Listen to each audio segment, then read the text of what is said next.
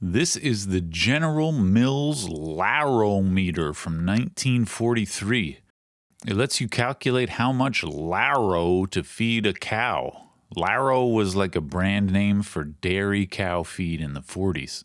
The cow mostly eats hay, but then you give it some Larro on the side to like juice it up. I don't know. So how much Larro do I actually got to give her? Look at these detailed instructions. This thing is surprisingly complex because there's a lot of variables at play here. For a dairy cow, it depends, of course, on how big the cow is, but also on how much hay it's eating, how much milk you want it to produce each day, and the butter fat percentage of the milk. That's 4 variables. If you had only one variable, you could just use like a linear chart. 2 variables, it's complicated, but you can make this kind of a thing. You line up 2 numbers and get your answer. But 4 variables, that's 4 inputs and 1 output. Mathematically, you would need 5 dimensions to draw a graph of that function. So how could you do it with a normal chart like in our universe? Well, this thing is smart.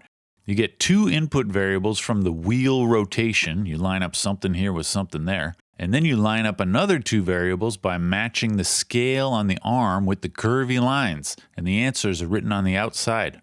Like, let's say old Virginia weighs 1,200 pounds, eats 30 pounds of hay per day, makes 45 pounds of milk per day at 4% butter fat.